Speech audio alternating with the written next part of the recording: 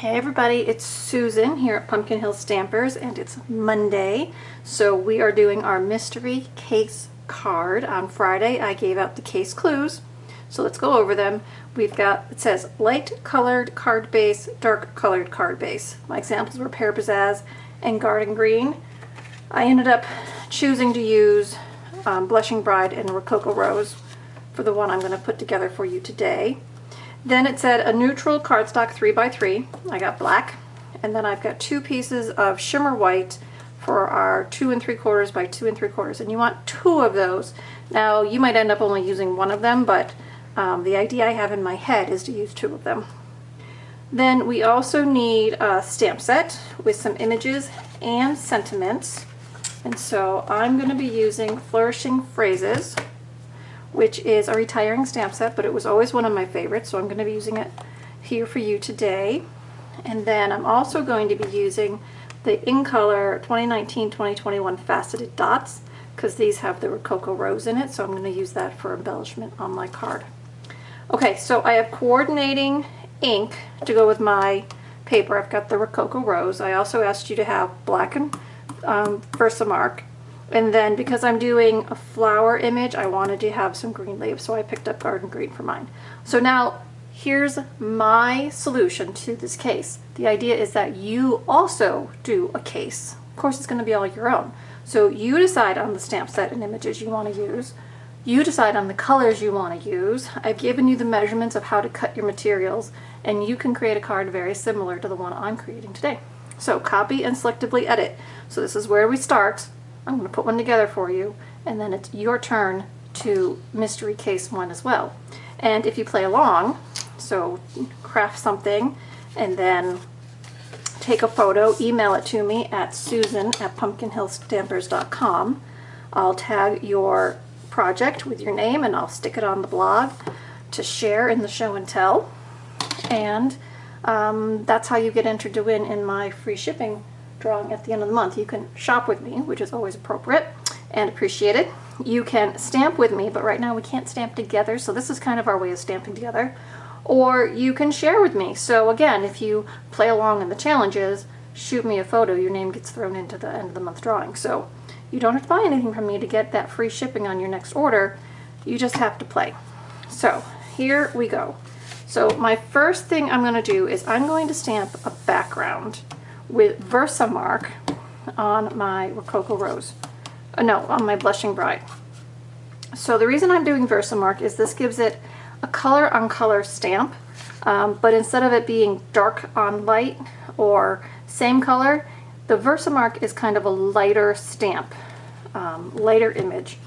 So, and the other thing nice about Versamark is if you really wanted to get fancy, you could stamp it in Versamark, and then if you wanted to dust it and heat emboss it with a powder, be it clear or a color, that could kind of be cool too.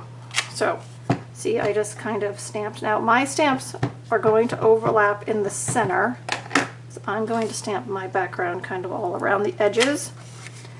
But the way I have this card in my brain, it's going to be just fine that I have all this kind of overlap in the middle. We're going to cover it up with our next panel. So this is where I'm using Versamark. Now, if you don't have Versamark, you certainly can stamp it in color on color or any other color. Remember, it's your card, right? My rules don't matter. It's just, this is a place to start. Sometimes we just need a place to start. So there's my stamped background. Okay, so now I have this piece of Rococo Rose, my basic black, and then the idea is that we'll stamp an image here, and we're going to put a sentiment down there. So I'm going to use the thank you so very much sentiment. It seems like these days we all need thank you cards.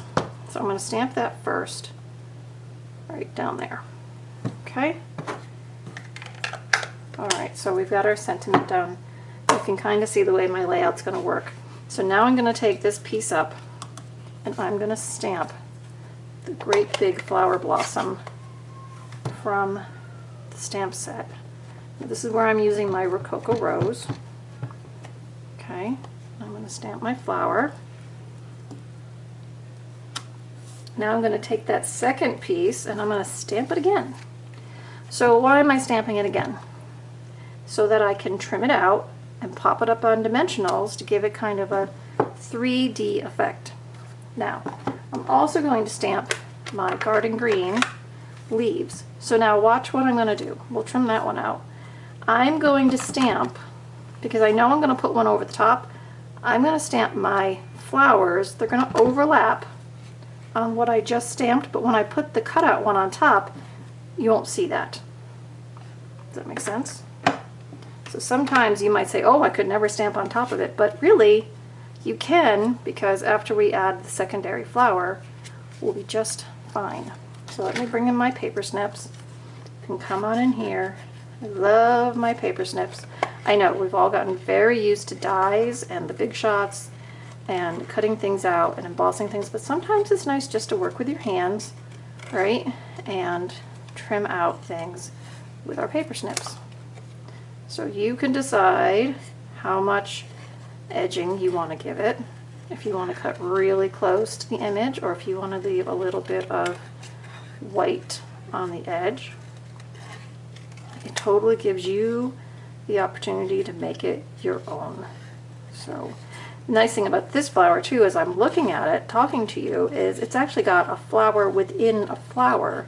So if I wanted to, I could stamp it yet again and trim out the inner flower if I wanted to, and put 2 layers of flowers on top of my main image there, but I'm not going to do that here on the video. So, alright, so there's my cutout flower. So, I'm going to take that and pop it right up on dimensionals. Woo! My dimensionals, look, my sheet's all used up. It's alright, we'll just use the edge. So I've got some edge of my dimensional. Grab another little piece there. Pull off the backing. So now, here are my pieces. Remember I said we were going to hide that? So just find the best fit for the flower over the top. Okay, and then we're going to layer all these pieces together.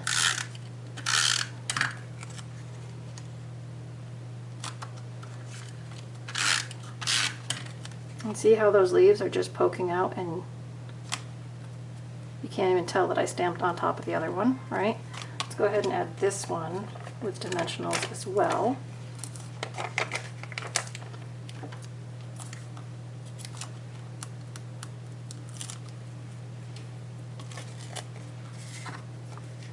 I'm just going to put this right in the center. Now if I had some coordinating ribbon or twine, I could wrap it right in here. There's plenty of space in here to do that. Now I'm going to bring in my faceted gems. I'll do the center there, and I'll add the other 2 sizes. There we go. Alright, I like it. And then, got to stamp our envelopes, right? So I'm going to bring my flower in, stamp it on the edge. Maybe I'll even bring in the leaf a little bit, and there we go. There's mystery case number 2, all solved for you, at least one way of solving it. Now I am going to give you a little hint. So I've been making cards for about 20 years, 21 years, exact 21. So I've been doing this a long time, and sometimes there are projects that I like a whole lot, and you know I've been sharing my archive projects.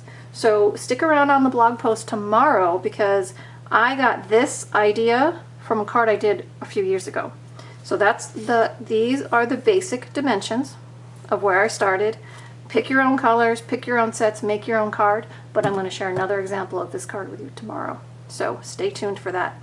Alright everybody, go get crafty and make some cards, and remember to share them with me. Can't wait to see what you're doing. Have a great week and stay well. Bye-bye.